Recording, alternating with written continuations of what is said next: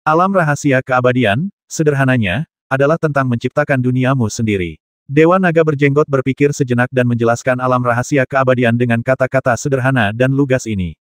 Sebenarnya, Ye Xuan telah mengetahui hal ini sejak lama. Namun, kunci dari permasalahan ini adalah bagaimana menciptakan dunia Anda sendiri. Ye Xuan terus berdiskusi tentang alam rahasia keabadian dengan Dewa Naga Berjenggot, mencoba mencari tahu beberapa hal yang membingungkannya.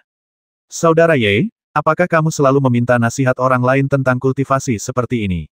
Dewa Naga Berjenggot bingung. Ye Xuan merentangkan tangannya dan berkata, ada pertanyaan. Faktanya, ketika kita mencapai level ini, hanya ada sedikit orang yang bisa mengajari kita apapun. Karena itu, jarang ada keinginan untuk meminta nasihat dari Kaisar Dewa kuat lainnya, jelas Dewa Naga Berjenggot. Tidak ada urutan pembelajaran yang lebih berprestasi adalah gurunya. Bukankah wajar untuk meminta nasihat dari mereka yang berada di tingkat yang lebih tinggi? Jawab Ye Xuan dengan nada biasa. Itu berbeda. Orang-orang kuat yang telah mencapai status Kaisar Dewa semuanya tinggi dan perkasa dalam kehidupan sehari-hari mereka. Bagaimana mungkin mereka merendahkan diri untuk meminta nasihat dari orang lain? Kata Dewa Naga Berjanggut sambil memainkan surai singanya. Saya tidak peduli apa yang orang lain lakukan, tapi bagi saya memandang segala sesuatu di dunia sebagai seorang pembelajar dan menjelajahi semua misteri dunia. Inilah sikap saya. Ye Xuan tidak merasa rendah diri karena meminta nasihat orang lain. Terlebih lagi, meskipun pihak lain adalah orang kuat dari alam keabadian, ia masih bisa berdiskusi dengannya tentang alam mereka. Sebagai makhluk tertinggi dan berkuasa, beberapa pikiran dan sikap sulit diubah. Dewa Naga Berjanggut tidak meneruskan perdebatannya mengenai masalah ini, tetapi malah bertanya, tahukah kamu dari apa dunia ini terbuat? Kau tahu bahwa waktu dan ruang membentuk dunia. Hidup dan mati membentuk makhluk hidup di dunia. Inilah 4 hukum dasar, jawab Ye Xuan. Benar, setelah kau mengetahui 4 hukum dasar, akan relatif mudah untuk memahami alam rahasia keabadian. Lagi pula, alam rahasia keabadian tidak memerlukan 4 hukum dasar. Alam rahasia ini hanya berkaitan dengan 2 dari 4 hukum dasar. Tahukah kau 2 hukum itu? Dewa Naga Berjanggut itu memasang ekspresi seolah ingin mengujimu. Alam rahasia keabadian sepertinya berkaitan dengan keabadian. Jika Anda tidak merenungkannya secara mendalam, mudah untuk berpikir bahwa hukum dasar yang berkaitan dengan alam rahasia keabadian adalah hidup dan mati. Namun, Ye Xuan memberikan jawaban yang berbeda, itu adalah waktu dan ruang. Untuk menciptakan dunia keabadian, tidak perlu menciptakan makhluk hidup, cukup ciptakan dunia yang ada di dunia. Dan hukum dasar yang membentuk dunia adalah waktu dan ruang. Benar, bahkan, itu bisa dilihat dari jalur latihan bela diri. Kultivasi itu seperti gedung tinggi, terbuat dari batu bata dan batu. Satu alam adalah batu bata. Batu bata di bawah semuanya untuk menopang batu bata di atas. Kau tahu maksudku? Dewa Naga Berjanggut itu tampaknya menyukai perasaan orang bijak adalah gurunya dan sedikit kecanduan berceramah. Ye Xuan tersenyum dan berkata, aku mengerti. Bagi alam rahasia panjang umur, alam rahasia ruang dan alam rahasia waktu adalah 2 batu bata yang menopang alam rahasia panjang umur. Lumayan, haha. Dewa Naga Berjanggut itu tertawa, dan suaranya bergema di ruang sempit itu, menyebabkan debu beterbangan ke sana kemari. Kedua bidang tanah itu masih berada di bawah tekanan yang luar biasa. Dewa Naga Berjanggut berusaha sekuat tenaga menopang tubuhnya, tetapi ruang di sekelilingnya tetap menyusut dengan kecepatan yang sangat lambat. Untungnya, Dewa Naga Berjenggot adalah naga yang tak terkalahkan dalam wujud manusia, kalau tidak, dia pasti sudah pingsan sejak lama. Ye Xuan merenung dan berkata, bagi para praktisi pedang, alam keabadian adalah alam pedang. Oleh karena itu, alam keabadian yang sesungguhnya membutuhkan alam rahasia waktu dan alam rahasia ruang sebagai landasannya, serta kekuatan hukumnya sendiri. Saudara Qiyuran, aku akan mulai mencoba. Coba saja, kalau tidak, kita akan terjebak di sini dan tidak bisa berbuat apa-apa lagi. Dewa Naga Berjanggut itu menguap dan merasa sedikit mengantuk. Ye Xuan menatap telapak tangannya, perlahan mengepalkan tinjunya, dan pada saat yang sama membuka alam rahasia ruang angkasa dan alam rahasia waktu. Ruang di sekitarnya diselimuti oleh 2 alam rahasia. Alam rahasia umur panjang membutuhkan 2 alam rahasia ini, tetapi lebih dari sekadar 2 alam rahasia ini, ia juga membutuhkan hukum ilmu pedang. Ye Xuan kemudian melepaskan prinsip pedang dan menyatu dengan 2 alam rahasia. Kemudian, ia menutup matanya dan mencoba memengaruhi alam rahasia keabadian yang lebih tinggi. Setelah memahami rahasia alam keabadian, masih tidak mudah untuk menerobos alam ini. Alam rahasia waktu dan alam rahasia ruang, 2 alam rahasia ini menyelimuti dunia ke segala arah dan juga terintegrasi dengan hukum ilmu pedang. Namun, tidak ada perubahan di dunia sekitarnya. Jelas, menciptakan dunia keabadian tidak semudah melepaskan dua alam rahasia dan hukum ilmu pedang. Ye Xuan memejamkan mata dan berpikir, bertanya-tanya di mana letak masalahnya. Tidak butuh waktu lama untuk melihat masalahnya. Dua alam rahasia ruang dan alam rahasia waktu, memang telah diperluas, dan hukum ilmu pedang juga telah diintegrasikan ke dalam dua alam rahasia tersebut. Namun, kedua alam rahasia ini independen satu sama lain. Meskipun terselubung dalam ruang yang sama, kedua alam rahasia ini independen satu sama lain. Jika seseorang ingin mengolah dua alam rahasia menjadi alam rahasia keabadian, kedua alam rahasia ini mesti diintegrasikan. Setelah mengetahui hal ini, Ye Xuan mulai mencoba menyatukan dua alam rahasia. Namun, proses ini tidak mudah. Alam rahasia ruang angkasa dan alam rahasia waktu adalah dua kekuatan yang sangat kuat, dan keduanya adalah hukum kekuatan yang sepenuhnya berbeda dengan sifat yang sepenuhnya berbeda, dan sangat sulit untuk memisahkannya. Ye Xuan mulai berpikir tentang cara menyatukan dua alam rahasia. Dewa Naga Berjanggut mulai tertidur. Ye Xuan tidak membuat suara apapun untuk mengganggunya, karena dia dengan cepat memikirkan cara untuk menggabungkan dua alam rahasia. Poin kuncinya masih terletak pada hukum Kendo. Alam rahasia ruang dan waktu sulit untuk digabungkan, tetapi hukum ilmu pedang sangat istimewa.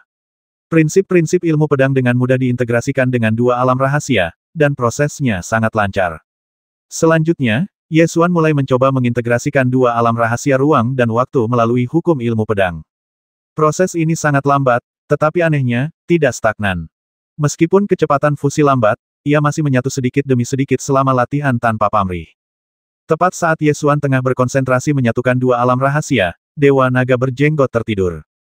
Tiba-tiba seberkas cahaya muncul di angkasa. Sebuah proyeksi dewa muncul di hadapan Ye Xuan dan Dewa Naga Berjenggot. Proyeksi itu adalah Santo Sembilan Bayi. Dewa Naga Berjanggut segera membuka matanya dan bertanya dengan heran, "Nona, apakah Anda keluar dari masalah?" "Ya, Santo Zhangkong dan aku telah menemukan rahasia ruang ini dan berhasil melarikan diri. Sekarang kami di sini untuk membantu yang lain. Dewa Naga, mohon persiapkan formasi teleportasi 7 alam sederhana. Kami akan menggunakan formasi ini untuk memandu Anda keluar," jawab Santo Jiuying. "Sangat bagus." Dewa Naga Berjanggut tertawa kaget, lalu menggambar beberapa pola susunan sederhana di tanah dengan cakar naganya, lalu berkata, "Saudara Ye, masuklah ke dalam susunan terlebih dahulu, dan biarkan Sein Zun Zhangkong dan yang lainnya menuntunmu keluar." Ye Xuan hendak berbicara. Pada saat ini, Santo Sembilan Bayi tiba-tiba mendengus dingin Dewa Naga, "Aku hanya akan menuntunmu. Sedangkan dia tidak memenuhi syarat untuk dituntun olehku." Ketika Ye Xuan mendengar apa yang dikatakan orang suci Sembilan Bayi, sorot matanya menjadi gelap, tetapi dia tidak merasa aneh sama sekali. Wanita ini benar-benar berpikiran sempit. Sekarang dia punya kesempatan, akan aneh kalau dia tidak memanfaatkan kesempatan itu untuk membalas dendam. Mendengar perkataan Santo Sembilan Bayi, Dewa Naga Berjenggot berkata dengan serius, "Kita telah bersama Ye Xuan selama ini. Lagi pula, kita hanyalah teman sementara. Bukankah seharusnya kita saling membantu saat ini?"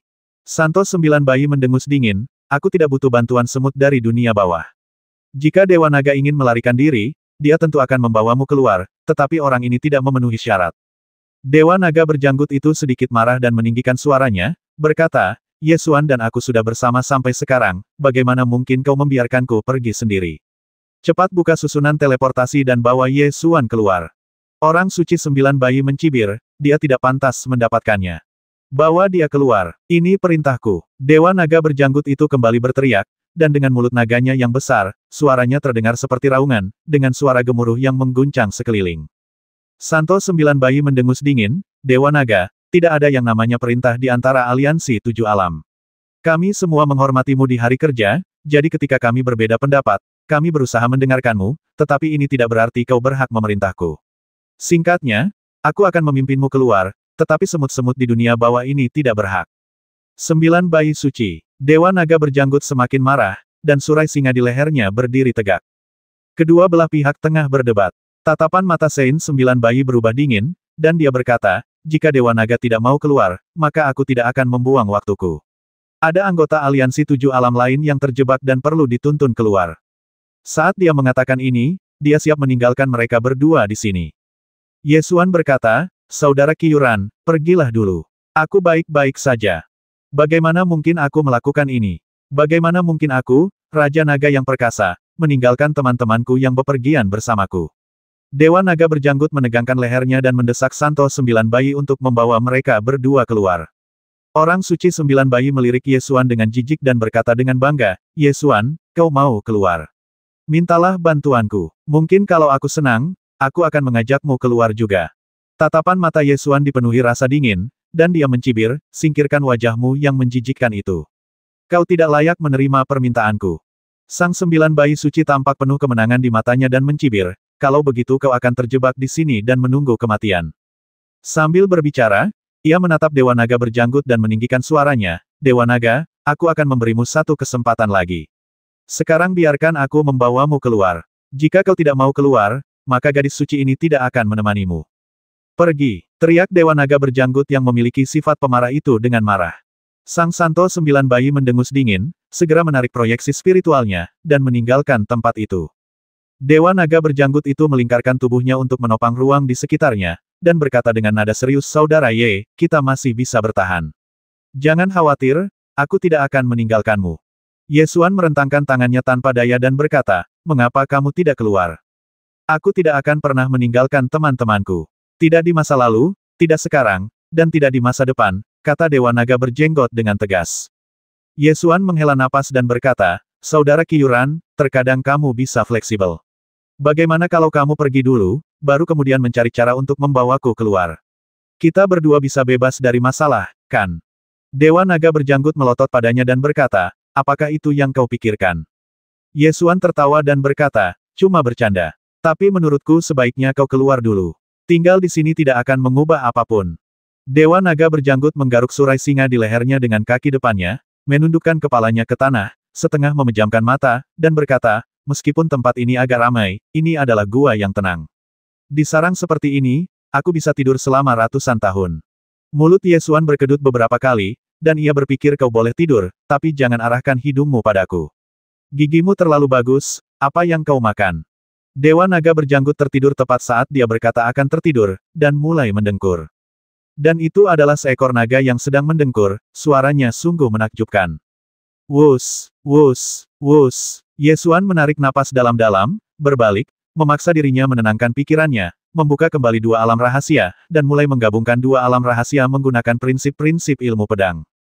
Di ruang kecil ini di mana Anda tidak dapat melihat langit dan bumi, saya tidak tahu apakah waktu berlalu cepat atau lambat. Seorang pria dan seekor naga terperangkap di ruang sempit ini, yang satu tertidur lelap sementara yang lain berusaha keras untuk menerobos. Karena saya tidak dapat melihat langit atau bumi, dan tidak ada pergantian siang atau malam, saya tidak tahu berapa lama waktu telah berlalu. Rasanya waktu telah berlalu sangat lama, namun dalam waktu yang monoton itu, rasanya waktu yang berlalu tidak banyak. Hanya ruang yang terus menyempit yang membuktikan bahwa waktu tidak pernah berhenti. Meskipun Dewa Naga berjanggut menggunakan tubuhnya untuk menahan ruang, seluruh ruang itu masih menyusut di bawah tekanan yang sangat besar. Tanah di sekitarnya juga tertekan ke dalam batu karena tekanan kuat, menjadi lebih keras dari besi suci.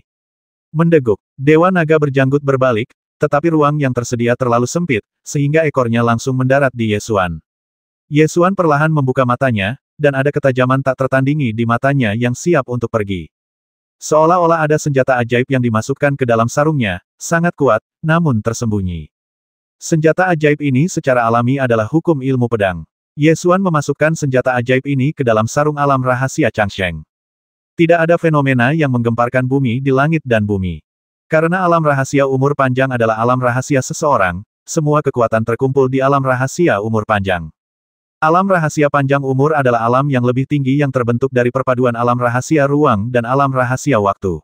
Alam ini bagaikan sarung pedang yang menyimpan senjata ajaib kendo. Alam rahasia umur panjang yang berisi seni pedang adalah wilayah pedang tak kasat mata. Wilayah pedang adalah wilayah keabadian, yakni wilayah pedang yang nyata. Wilayah pedang yang belum membentuk alam keabadian adalah wilayah pedang tak kasat mata. Bau dengkuran Dewa Naga berjanggut sungguh tidak sedap. Ye Xuan mengulurkan tangannya dan menekan hidungnya, mencubit lubang hidungnya, dan berkata, bangun, sudah berapa lama kamu tidur? Acuh! Dewa Naga berjanggut bersin keras dan terbangun dari tidur lelapnya. Ia menatap Ye Xuan dan berkata dengan terkejut, hei, Saudara Ye, kau benar-benar menembus alam. Ini terlalu cepat. Cepat sekali ya, rasanya waktu sudah lama berlalu. Ye Xuan tidak yakin berapa lama waktu telah berlalu. Lagi pula, ia sedang berkonsentrasi berlatih dan benar-benar lupa waktu. Ia hanya samar-samar merasa waktu telah lama berlalu. Dewa Naga Berjanggut jelas sering tidur dan sangat berpengalaman dalam menentukan lamanya ia bisa tidur. Ia bisa tahu berapa lama ia tidur dengan melihat kondisi fisiknya. Dia menghitung cepat dan berkata, sudah lebih dari 10 tahun. Saya hanya tidur di awal. Mendengar ini, mata Ye Xuan melebar dan dia bertanya dengan heran 10 tahun. Lama sekali. Ya, sedikit lebih dari 10 tahun. Menurut kebiasaanku, 10 tahun sudah cukup untuk memulai lembaran baru, jawab Dewa Naga Berjanggut. 10 tahun telah berlalu. Ini terlalu lama. Ye Xuan belum pernah meninggalkan alam Jiushu selama ini, juga belum pernah mengasingkan diri selama ini. Masih lama. Dari mana asalmu, dasar aneh? Kau hanya butuh 10 tahun untuk memasuki alam rahasia keabadian. Waktu ini terlalu singkat. Awalnya aku berencana untuk tidur selama beberapa ratus tahun lalu bangun untuk melihat apakah kau terjebak di alam rahasia keabadian dan tak mampu menerobos, dan melihat apakah aku bisa membantumu memecahkan teka-tekimu, kata Dewa Naga Berjanggut dengan takjub. Laju hidup kita terlalu berbeda. Aku bisa tidur selama ratusan tahun. Tak ada yang perlu dibicarakan. Ye Xuan mengeluh tanpa daya. Dewa Naga Berjanggut memutar tubuhnya lagi, meremas Ye Xuan kemana-mana. Ruangnya makin sempit. Aku bahkan gak bisa membalik badan. Ye Xuan membuka domain pedang tak kasat mata untuk membantu Dewa Naga Berjanggut menahan sebagian tekanan dari ruang di sekitarnya. Pada saat yang sama, ia mengerutkan kening dan bertanya dengan serius, sudah lama sekali, aku penasaran apa yang terjadi di luar.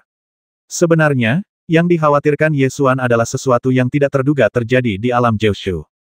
10 tahun bukanlah waktu yang lama bagi orang kuat tak tertandingi dengan umur 10.000 tahun, tetapi bagi alam Jiushu, itu adalah waktu yang lama, cukup lama untuk mengubah banyak hal. 10 tahun adalah waktu yang cukup bagi dunia bawah untuk memulihkan kekuatannya. Jika alam Minggu menyerang alam Jiushu lagi saat aku pergi, alam Jiushu kemungkinan besar tidak akan mampu menahannya. Jika Di Feitian mendapat harta karun di ruang berlapis-lapis ini, hasilnya akan lebih buruk. Dengan domain pedang tak kasat mata Ye Xuan yang berbagi tekanan, Dewa Naga Berjanggut merasa jauh lebih nyaman dan berkata dengan acuh tak acuh, kita tidak bisa melihat apa yang terjadi di luar, jadi tidak ada gunanya mengkhawatirkannya sekarang. Sebenarnya, 10 tahun bukanlah waktu yang lama, hanya tidur sebentar. Ye Xuan tiba-tiba teringat masalah lain. Di tempat ia berada sekarang, kedua bidang tanah itu masih saling menekan. Ini menunjukkan bahwa ruang berlapis-lapis ini masih ada. Saya penasaran apakah tim aliansi 7 alam, Kaisar Feitian, dan Dewan Bencana telah mencari harta karun bersejarah di sini. Apapun yang terjadi di luar, hal terpenting sekarang adalah menemukan jalan keluar. Kita harus mencari jalan keluar. Ye Xuan kini ingin sekali keluar karena ada terlalu banyak orang di luar sana yang membutuhkan perlindungan.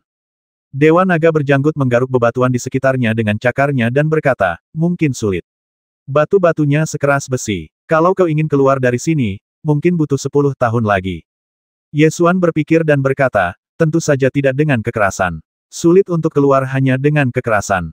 Ketika dua bidang tanah di lapisan ruang ini bertemu, semua orang kuat dari aliansi 7 alam mencoba menyerang dua bidang tanah itu, tetapi tidak ada satupun dari mereka yang dapat menembus tanah itu. Ini menunjukkan bahwa kedua daratan itu begitu luas sehingga tidak mungkin ditembus dengan mudah. Dewa Naga Berjanggut melepaskan indera ilahinya untuk menyelidiki dan berkata dalam hati, kepadatannya terlalu besar. Bahkan indera ilahi pun terhalang sampai batas tertentu. Situasinya lebih buruk dari yang diperkirakan. Ye Xuan berpikir cepat, lalu berkata sambil berpikir kekuatan kedua bagian tanah ini yang menekan ke dalam terlalu besar. Kekuatan mengerikan ini seperti musuh seluruh alam semesta. Mustahil untuk menghancurkannya dengan kekuatan kasar. Pasti ada cara lain. Sejak Anda memasuki ruang berlapis-lapis ini, ada cara untuk memecahkan setiap lapisan. Menurut alur pemikiran ini, seharusnya ada cara untuk menembus tingkat ruang ini. Kalau begitu, adakah solusi yang memungkinkan? Dewa Naga Berjanggut itu meronta beberapa kali lagi, tetapi ruangannya terlalu sempit dan sulit baginya untuk membalikkan badan. Kekuatan yang mendorong kedua bidang tanah ini terlalu besar. Kekuatan itu jelas setara dengan 4 hukum dasar. Jika ada kekuatan yang dapat melawan kedua kekuatan ini, itu hanyalah 4 hukum dasar yang sama, kata Ye Xuan sambil berpikir. Di mana aku bisa mendapatkan kekuatan 4 hukum dasar? Di alam semesta, ada 2 hukum dasar yang diketahui, satu di tanah suci Dewa Bintang, dan yang lainnya di domain bintang gelap. Dewa Naga Berjanggut itu sedikit kesal, dan napas yang keluar dari lubang hidungnya terasa sangat panas. 2 kekuatan. 2 kekuatan. Ye Xuan tiba-tiba mendapat ide di benaknya, dan berkata dengan terkejut ya. 2 kekuatan, jadi inilah kuncinya. Apa katamu? Dewa Naga Berjanggut itu terdiam sesaat. Ye Xuan mencengkeram kumis naganya dan menggoyangkannya, lalu berkata dengan penuh semangat kuncinya ada di sini. Kekuatan yang mendorong kedua bidang tanah ini begitu kuat sehingga tak terbendung tanpa 4 hukum dasar. Kekuatan sekuat itu tak terbendung sama sekali. Satu-satunya yang dapat melawan kedua kekuatan ini adalah kedua kekuatan itu sendiri. Inilah mengapa ada dua kekuatan. Dewa Naga berjenggot keriting mengerti, tetapi merasa masalahnya tidak sesederhana itu. Jadi dia berkata dengan serius ide ini benar, tetapi bagaimana kita menggunakan kedua kekuatan ini? Tentu saja itu kekuatan dunia. Ye Xuan berkata dengan sedikit bersemangat mengendalikan kekuatan dunia pada dasarnya adalah cara alam rahasia Changsheng. Sebelum aku melangkah ke alam rahasia Changsheng, aku mengendalikan kekuatan dunia alam Jiushu melalui formasi pedang Jiushu. Karena aku bisa mengendalikan kekuatan dunia alam Jiushu, maka aku secara alami bisa mengendalikan kekuatan dunia di sini. Jelas, kekuatan yang menggerakkan kedua benua ini pastilah kekuatan dunia di sini. Dewa Naga berjanggut mengangguk dan berkata, masuk akal. Kita bisa mencobanya. Tidak cukup bagiku untuk melakukan ini sendirian. Karena ada dua kekuatan dunia, kita membutuhkan dua orang untuk bekerja sama. Ye Xuan menunjuk ke tanah di belakangnya dan berkata, aku akan mencoba mengendalikan kekuatan dunia di tanah di belakangku ini, dan kau mengendalikan tanah di belakangmu. Dewa Naga berjanggut itu tampak sedikit serius dan berkata, aku memang tahu cara menggunakan metode ini, tapi aku belum mahir. Aku mungkin belum bisa mengendalikannya sepenuhnya. Tidak perlu mengendalikan sepenuhnya, cukup kurangi kekuatannya sedikit, kata Ye Xuan. Oke, ayo kita coba, kata Dewa Naga berjanggut, menggunakan cakar naganya untuk mengukir pola susunan di tanah di sisinya. Ye Xuan berdiri di tanah, membuka domain pedang tak terlihat, membangun formasi pedang bintang 9 provinsi dengan prinsip-prinsip ilmu pedang, lalu berteriak buka. Formasi pedang bintang Jiushu tiba-tiba meluas keluar, meluas bersama dengan domain pedang tak kasat mata. Dalam sekejap, wilayah pedang tak kasat mata itu meluas hingga lebar 1000 kaki, dan tidak berhenti, terus meluas keluar. 2000 kaki, 3000 kaki. Dalam beberapa tarikan napas, diameter wilayah pedang tak kasat mata itu meluas hingga 100 mil. Sinar pedang bangkit dari wilayah pedang tak kasat mata, saling terhubung, membentuk formasi pedang yang mulai menyerap kekuatan dunia dari seluruh daratan. Proses ini sangat lambat. Lagi pula, ini tentang mengendalikan kekuatan dunia dari dunia yang asing, dan itu tidak bisa dicapai dalam semalam. Ye Xuan tidak terburu-buru dan terus maju dengan sabar. Seiring berjalannya waktu, semakin banyak kekuatan dunia berkumpul di domain pedang tak kasat mata. Ketika Ye Xuan merasa telah menguasai 60% kekuatan dunia, ia menatap Dewa Naga berjenggot keriting dan bertanya, bagaimana? Bagaimana perkembangannya? 30%. Klan naga mengolah tubuh fisik mereka dan tidak pandai mengolah langit dan bumi. Dewa Naga berjanggut tahu bahwa kemajuannya terlalu lambat, jadi dia menjelaskan. Kecepatan Dewa Naga berjenggot dalam mengendalikan kekuatan dunia memang agak lambat, yang terkait dengan karakteristik ras naga itu sendiri. Situasi yang sama terjadi ketika mereka mempraktikkan seni ilahi zaman. Ras naga terlalu kuat, mereka terlahir sebagai makhluk ilahi, memandang rendah langit dan bumi, tetapi mereka tidak mahir dalam mempraktikkan hukum dan seni ilahi. Ye Xuan berpikir sejenak, lalu meringkas wawasan dan pengetahuannya tentang pengendalian kekuatan dunia menjadi pemikiran ilahi dan membagikannya. Ketika Dewa Naga berjenggot melihat kesadaran ilahi, dia tahu bahwa itu adalah metode yang sama seperti terakhir kali dia berlatih seni ilahi zaman, jadi dia juga melepaskan kesadaran ilahinya, dan keduanya berbagi wawasan. Pemahaman yang dibagikan tidak banyak membantu Ye Xuan, tetapi sangat membantu Dewa Naga berjenggot. Kecepatan Dewa Naga berjenggot mengendalikan kekuatan dunia meningkat pesat. Butuh waktu sebulan baginya untuk akhirnya menguasai lebih dari 50% kekuatan dunia. Selama periode waktu ini, Ye Xuan meningkatkan kendalinya atas kekuatan dunia hingga 80%. Baiklah, mari kita mulai sekarang. Ye Xuan merasa bahwa tingkat kendali ini sudah cukup. Dewa Naga berjanggut bertanya dengan ragu, aku hanya mengendalikan 50% kekuatan dunia.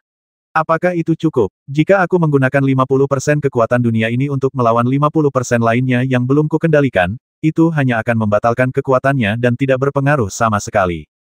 Cukup, selama kau bisa mengimbanginya, pihakku akan efektif, kata Ye Xuan tegas. Baiklah, mari kita mulai sekarang. Dewa Naga berjenggot setuju. Keduanya mulai mengendalikan kekuatan dunia dan mendorong kedua daratan ke arah yang berlawanan. Dewa Naga berjenggot hanya mengendalikan setengah kekuatan dunia, jadi arah kekuatan yang diubahnya hanya mengimbangi kekuatan dunia yang tersisa. Ye Xuan menguasai 80% kekuatan dunia. Setelah membalikkan arah kekuatan, ia mengimbangi 20% yang belum dikuasainya, sehingga hanya tersisa 60% kekuatan dunia. Gaya yang awalnya mendorong kedua bidang tanah itu ke dalam berubah arah dan mulai mendorong ke samping. Ah! Buka! Teriak Yesuan, dan kekuatan dunia meledak. Ledakan. Didorong oleh kekuatan yang sangat besar, kedua bagian tanah itu mulai berguncang lagi dan mulai terpisah dari tempat mereka awalnya menyatu. Kedua bidang tanah itu perlahan terpisah, dan sebuah celah muncul di tengahnya. Saat kekuatan dunia terus mendesak keluar, kesenjangan itu pun makin lebar. Lalu, cahaya bersinar dari celah itu. Yesuan dan Dewa Naga berjanggut akhirnya melihat cahaya siang lagi. Ledakan. Bumi berguncang dan kedua bagian daratan terus terpisah, seolah-olah dunia sedang diciptakan. Ketika dua bidang tanah itu terpisah sejauh 1000 kaki, Yesuan dan Dewa Naga berjenggot akhirnya menghela napas lega, menarik kembali kekuatan mereka sendiri, dan membiarkan dua bidang tanah itu terus terpisah menurut inersia. Dewa Naga berjanggut terbang, merentangkan cakar naganya, mengangkat Yesuan dan melemparkannya ke kepalanya, lalu memutar tubuhnya dan melayang bebas antara langit dan bumi. Aku sudah terlalu lama terperangkap di ruang sempit itu, dan bahkan untuk sekadar membalikkan badan pun sulit bagiku. Rasanya benar-benar sesak. Sekarang setelah dia akhirnya melihat cahaya siang lagi, Dewa Naga berjanggut itu menggeliat tak terkendali antara langit dan bumi, menyebabkan kekacauan di segala arah. Di ujung kedua negeri itu, sebuah gerbang cahaya muncul. Dewa Naga berjanggut terbang langsung ke atas, melewati gerbang cahaya, dan memasuki tingkat ruang berikutnya. Pemandangan di depan Yesuan dan Dewa Naga berjenggot berubah, dan mereka memasuki rerun Dewa Medan Perang. Ruang ini adalah medan perang, dengan jejak pertempuran di mana-mana.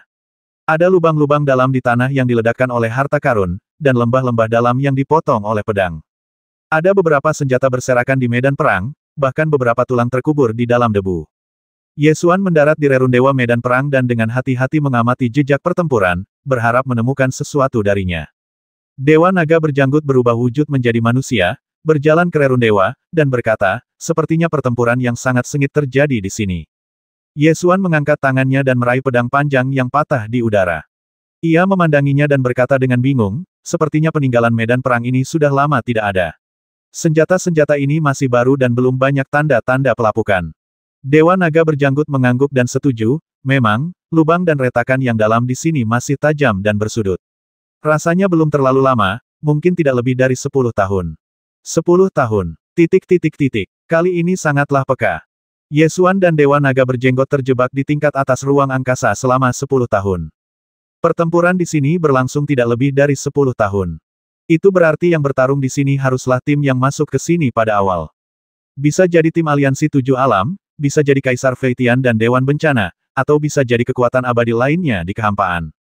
Yesuan melihat sekeliling dan berkata, orang-orang yang berkonflik di sini kemungkinan besar berasal dari aliansi 7 alam. Saudara Qiyuran, silakan lihat ke sini untuk melihat apakah ada harta karun yang Anda kenal. Dewa Naga berjanggut sudah mulai mengamati. Sambil mengamati, ia menggunakan indera ilahinya untuk menjelajahi kejauhan. Setelah menjelajahi sekali, ia menggelengkan kepala dan berkata, tidak ada harta karun tim aliansi 7 alam. Aku tidak tahu apakah aliansi 7 alam telah mengambil tindakan, tetapi seharusnya tidak ada yang mati di sini. Yesuan mengambil tombak patah lainnya dan menyipitkan matanya sedikit. Karena tombak yang patah ini milik pasukan Kaisar Kuno Kegelapan. Aku tidak tahu siapa yang kita lawan, tapi pasukan Kaisar Kuno Kegelapan ikut serta dalam pertempuran ini. Yesuan membuang tombak di tangannya dan pergi memeriksa senjata lainnya. Sebagian besar senjata yang tersebar di rerun Dewa Medan Perang ini adalah tombak dari pasukan Kaisar Kuno Kegelapan. Pada dasarnya tidak ada harta karun tingkat tinggi, yang tidak mengherankan. Bahkan jika orang kuat mati di sini, harta karun tingkat tinggi mereka pasti akan diambil oleh orang lain. Hanya senjata standar pasukan Kaisar Kuno Kegelapan yang akan dilempar ke sini. Di samping tombak-tombak yang berserakan, ada pula tulang-tulang beberapa monster yang tergeletak di dalam lubang-lubang dan retakan-retakan yang dalam akibat ledakan. Yesuan juga mengenali tulang-tulang putih ini, mereka adalah tunggangan klan Kaisar Kuno Kegelapan. Yesuan mengerutkan kening dan berpikir, dia tidak mengerti mengapa pasukan Kaisar Kuno Kegelapan akan bertempur di sini. Saat memasuki ruang berlapis-lapis ini, kami sudah mengetahui informasi tentang masalah ini. Di Feitian telah membawa 10.000 pasukan kavaleri dari klan Kaisar Minggu. Di Feitian dan pasukan yang dipimpinnya bertempur dengan pasukan lain di sini dan terlibat dalam pertempuran sengit. Dilihat dari banyaknya tombak dan tulang yang berserakan di sana, pasukan Kaisar Kegelapan kuno menderita banyak korban. Yesuan terus menjelajahi medan perang, memeriksa lubang-lubang dan retakan dalam yang diledakkan. Saat Yesuan melihat lubang yang miring dalam ke tanah, dia tercengang. Lubang yang melandai dalam ke tanah ini begitu familiar. Ini, jelas ditusuk oleh senjata Haori. Hati Yesuan tiba-tiba dipenuhi rasa terkejut. Lubang yang dibuat oleh tombak Haori muncul di sini, yang berarti Qin Tai telah bertarung di sini. Bersama dengan senjata dan kerangka pasukan Kaisar Kuno Kegelapan, semua jejak menunjukkan bahwa pertempuran telah terjadi antara Qin Tai dan pasukan di bawah komando Di Feitian. Apa yang dia lakukan di sini? Ekspresi wajah Yesuan tiba-tiba menjadi sangat rumit, dengan segala macam emosi seperti terkejut dan khawatir melonjak di wajahnya.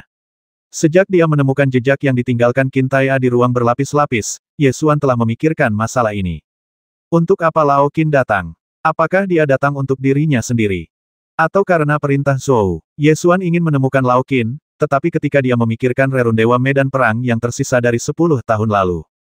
10 tahun telah berlalu, dan saya tidak tahu apa yang terjadi dalam 10 tahun ini. Jika sesuatu benar-benar terjadi pada Lao Qin, sudah terlambat untuk mencarinya sekarang. Meski begitu, Yesuan masih melihat sekeliling dan berkata kepada Dewa Naga Berjenggot, ayo naik ke tingkat berikutnya. Dewa Naga Berjanggut menunjuk ke sebuah gerbang cahaya di langit dan berkata, lapisan ruang angkasa ini telah retak. Kita seharusnya bisa memasuki lapisan ruang angkasa berikutnya dengan melewati gerbang cahaya itu. Ia menyadari ada yang tidak beres dengan ekspresi Yesuan, tetapi ia tidak bertanya lebih lanjut. Sebaliknya, ia menunjukkan wujud aslinya dan membawa Yesuan menuju gerbang cahaya di langit. Setelah melewati gerbang cahaya, keduanya memasuki tingkat ruang berikutnya. Tingkatan angkasa ini, jika dihitung dengan cermat, sudah merupakan tingkatan angkasa yang kelima. Tingkat ruang ini juga merupakan medan perang hampa. Gunung-gunung dan bebatuan yang mengapung di kehampaan ditutupi dengan jejak-jejak pertempuran. Yesuan bergerak cepat melewati pegunungan, mencoba menemukan jejak yang ditinggalkan Qin Tai. Namun, gunung di sini tadinya seharusnya merupakan pegunungan hampa yang luas, tetapi sekarang telah hancur berkeping-keping, dan sulit untuk menemukan bekas tembakan yang lengkap. Terdapat bekas peluru di beberapa gunung, tetapi bekasnya tidak lengkap. Terlihat seperti bekas tembakan dari Haori Gun, tetapi belum dapat dipastikan sepenuhnya. Setelah melihat sekilas, Yesuan terus bergerak menuju ruang angkasa yang lebih dalam. Dalam beberapa hari berikutnya, Yesuan dan Dewa Naga Berjenggot berjalan melalui ruang angkasa lapis demi lapis. Situasinya lebih intens dari yang diharapkan, dengan pertempuran terjadi di hampir setiap tingkat ruang. Di beberapa tempat, pertempuran berlangsung sangat sengit, mengakibatkan langit runtuh dan bumi retak, dengan puing-puing sisa pertempuran sengit bertebaran di mana-mana. Beberapa pertempuran luar angkasa relatif kurang intens, tetapi masih dapat terlihat bahwa pertempuran telah terjadi. Selama periode ini, Yesuan kadang-kadang dapat menemukan jejak yang ditinggalkan oleh pertempuran Qin Tai. 7 hari kemudian, Yesuan dan Dewa Naga Berjenggot memasuki ruang angkasa tingkat ke-16. Ini adalah lapisan ruang Gletser, dan di sana juga terdapat jejak pertempuran. Namun, karena es akan membeku lagi setelah pecah, jejak pertempuran menjadi sangat samar. Mustahil untuk memperoleh informasi berguna hanya dari jejak pertempuran saja. Yesuan dan Dewa Naga Berjenggot menjelajahi pegunungan Gletser di sekitar mereka, mencari kemungkinan informasi. Ruang ini seharusnya lantai ke-16, kan? Ada sedikit emosi dalam nada bicara Dewa Naga Berjanggut itu. Yesuan juga menghela napas, ya, itu lantai 16. Aku ingin tahu ada berapa lantai di belakangnya. Melihat jejak di beberapa lantai berikutnya, jumlah orang yang bertarung telah berkurang, tetapi tingkat energi pertempuran telah meningkat. Tampaknya konflik antara berbagai kekuatan semakin intens, kata Dewa Naga Berjenggot sambil berpikir. Memang benar, mereka yang bisa memasuki lantai 16 semuanya kuat. Begitu pertarungan dimulai, mereka akan menggunakan metode yang dapat menghancurkan dunia. Yesuan sedang berjalan di ngarai es ketika ia menginjak gundukan. Ia melihat ke bawah dan melihat harta karun yang tersegel di bawah es. Ia mengulurkan tangannya dan meraih harta karun di bawah es. Es itu retak dan harta karun itu jatuh ke tangannya. Mutu harta karun ini tidak terlalu tinggi, tetapi dilihat dari bekas-bekas ukirannya, harta karun ini tergolong baru. Berdasarkan jejaknya, Yesuan berspekulasi melihat celah di atas, pertempuran kali ini pasti terjadi lebih dekat. Memang, sepertinya baru 2 atau 3 tahun berlalu. Dewa Naga Berjenggot setuju dengan pandangan ini. Pertempuran di ruang keempat terjadi 10 tahun lalu. Pertempuran di ruang ke-16 terjadi 2 atau 3 tahun lalu. Artinya, dibutuhkan waktu rata-rata setengah tahun untuk memecahkan setiap lapisan ruang angkasa. Itu juga berarti jika Anda terus berjalan maju, Anda akan segera bertemu orang yang masih hidup. Yesuan menatap langit dan berkata, jika masih ada lapisan ruang di belakang, maka aliansi 7 alam, Di Feitian, dan yang lainnya seharusnya belum meninggalkan ruang berlapis-lapis itu. Dewa Naga Berjanggut tahu apa yang dikhawatirkan Ye Xuan, dan berkata sambil tersenyum, sekarang kau seharusnya merasa lega, kan? Selama Kaisar Fei Tian tidak meninggalkan ruang berlapis-lapis ini, alam Jiushu secara alami akan aman. Ye Xuan mengerti hal ini dan tak kuasa menahan senyum. Ia berkata, iya, selama tidak ada hal besar yang terjadi di luar, tidak perlu khawatir. Kalau begitu, mari kita lanjutkan perjalanan menuju tingkat ruang angkasa berikutnya. Jika kita bergerak lebih cepat, mungkin kita bisa bertemu dengan orang lain dari aliansi 7 alam, kata Dewa Naga Berjenggot sambil menampakkan wujud aslinya lagi, terbang ke langit, dan mencari gerbang cahaya untuk memasuki tingkat ruang angkasa berikutnya. Ye Xuan mengikutinya, mencari dan berpikir, aku penasaran seperti apa dunia berlapis-lapis ini. Dunia ini benar-benar berbeda dari dunia lain, dan ruang berlapis-lapis seperti ini terlalu luas. Sungguh ajaib, aku belum pernah melihat dunia seistimewa ini, kata Dewa Naga Berjanggut, dan pikirannya menemukan gerbang cahaya angkasa dan langsung terbang ke sana. Keduanya terus berjalan melewati lapisan ruang. Ketika saya berada di ruang ke-22, saya akhirnya bertemu dengan orang yang hidup. Tepatnya, dia adalah orang yang setengah mati. Pria itu bersandar di gunung kosong, menunggu ajal. Tubuhnya telah dipukuli hingga hampir kehilangan wujud manusianya, dan dagingnya mulai membusuk. Namun, hasrat jiwanya untuk bertahan hidup begitu kuat, dan ia berjuang tanpa padam.